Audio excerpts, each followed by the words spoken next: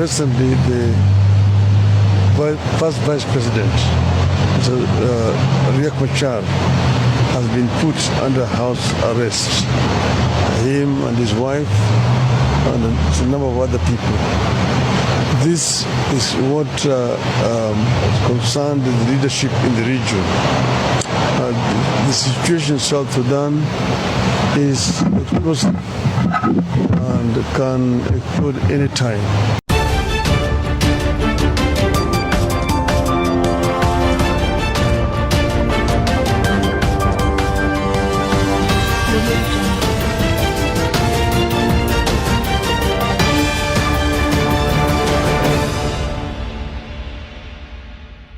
It is now very clear that General Kaguta Museveni colonized South Sudan long time ago.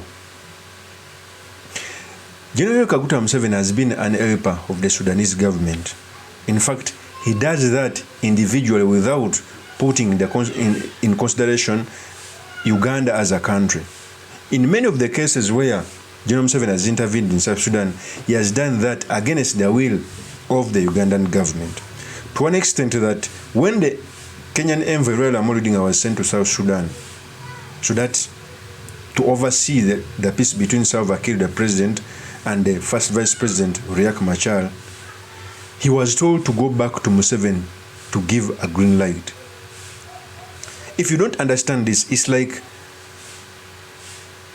a president of a country telling someone that in order to give a green light to anything, you should go seek permission from another president of a certain country. That is what literally happened. Salva Kiir told RAILA to go to Museveni to get clearance if he can speak to Riek Machar. So in this episode, I've come to talk about General Museveni's colony, South Sudan, what it means for our politics, and most importantly, the study materials we can learn from the politics of our nation. But before I do this, I want to let you know that if you're new to this channel, please subscribe. And for watching this video from a different platform, please head on to YouTube, type in Sula Mawagari. There's a lot of content of this nature. If geopolitics and economics is what you want, this will be definitely the right channel for you to subscribe to.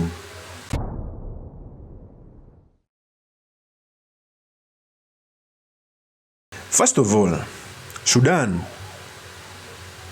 got its independence.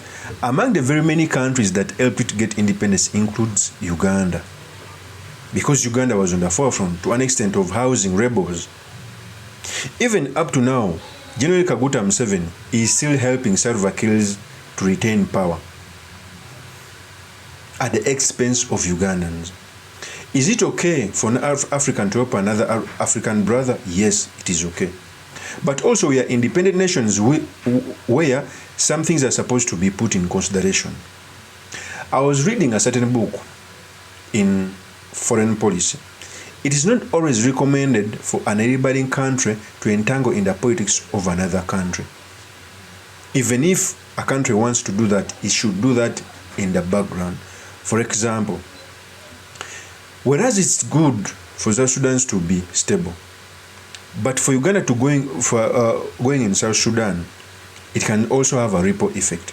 Just imagine if the government of the day changes and Riek Machar is in power, yet is the same person who has been fought by Museveni. Are you envisioning what you are envisioning? We would see rebel groups being facilitated by different countries. That's what's happening in Rwanda, between Rwanda and Congo. That is what used to happen between the larger Sudan and Uganda, where Omar al-Bashir used to support LRA and also Museveni supporting SPLA. Okay?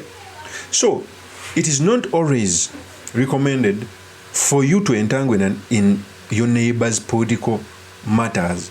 Even if you would want to do that in the background. It would have been better maybe Kenya to send their troops with Ugandan support in the background because they don't share a border. Okay? That is the advice. And I will do a separate video on that. Now, we all know that the sitting president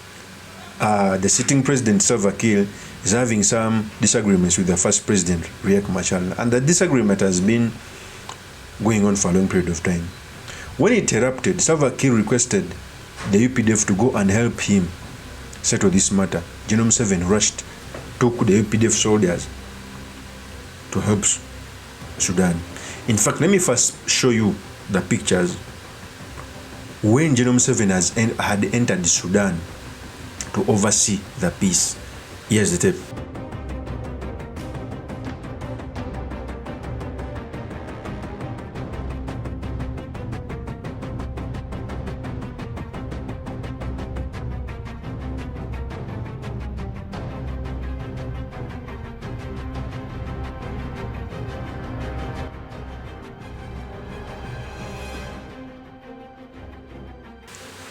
That is General Kaguta Museveni.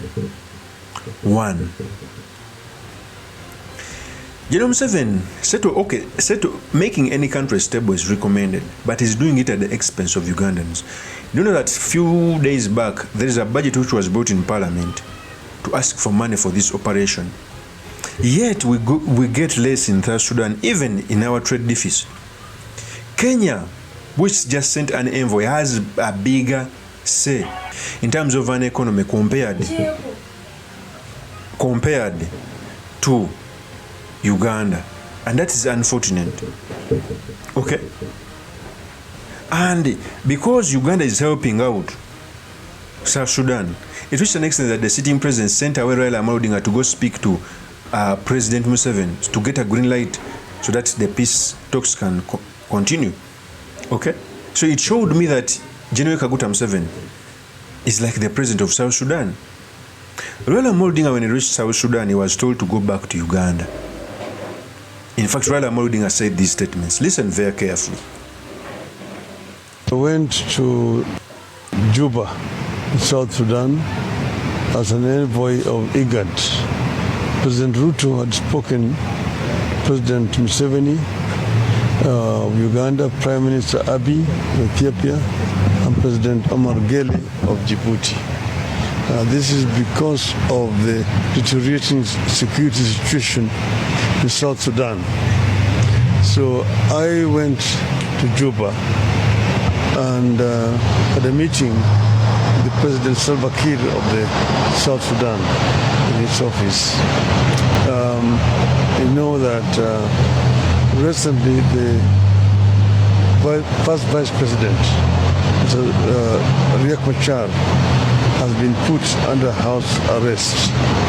Him and his wife and a number of other people.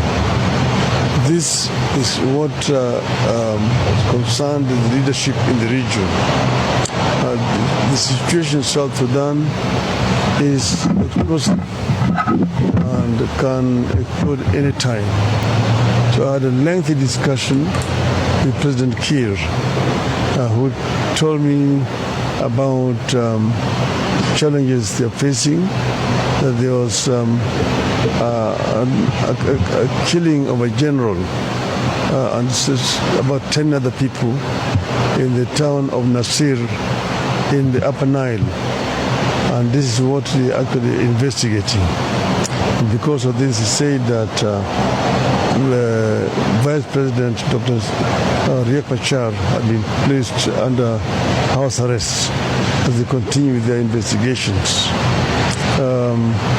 From Juba, I asked to be allowed to talk to Dr. Marchha, but they were not able to allow me to see him.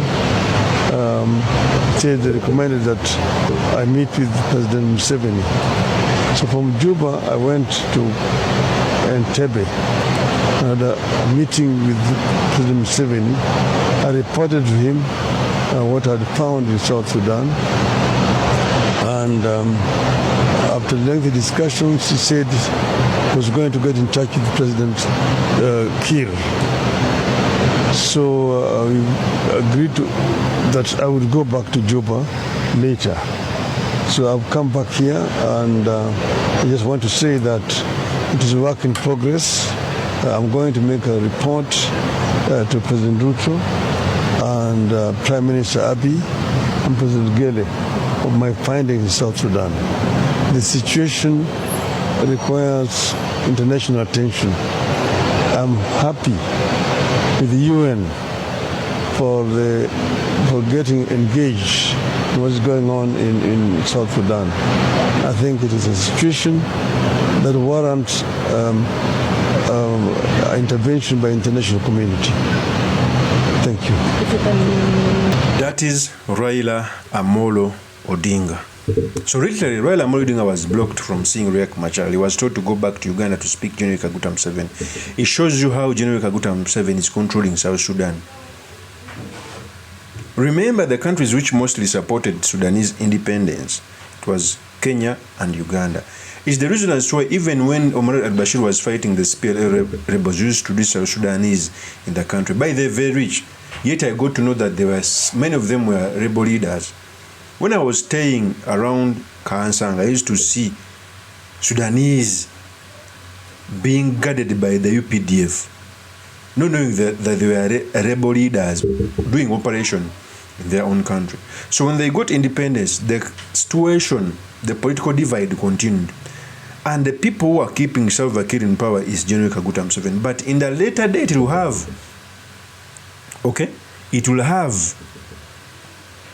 an effect in the politics of a country. Most especially when a person who was being sidelined by the sitting President Kaguta Museveni comes into power, or vice versa. What we should follow as our country is we must make dealings between countries, not individuals. Because even if presidents change, it's better. Countries can still stay amicably. And most especially if General Kaguta Museveni wants to oppose Salva Kiir's government, it's better to do it in the background, not full throttle. Because history tells us that whenever you have an neighboring country and you interfere in its politics, in the near future, that's what we get as turmoil. So it shows you the stake General Museveni has in South Sudan. And I would really want South Sudan to be stable. Because they have been in war most of the time. Our African brothers needs to get stability. But the way things are being handled is the problem. In fact, I keep on telling people that at a certain point, either they must eliminate either Salva Kiir or Riek Machar, because you cannot have two governments in the same country where everyone controls lords and the army. That's a risk for disaster. If it is possible, let them all go so that they can do a new constitution, put in term limits, and start afresh. But of course, the mistakes which are being done in South Sudan is normal. Every African country, most especially when they have just attained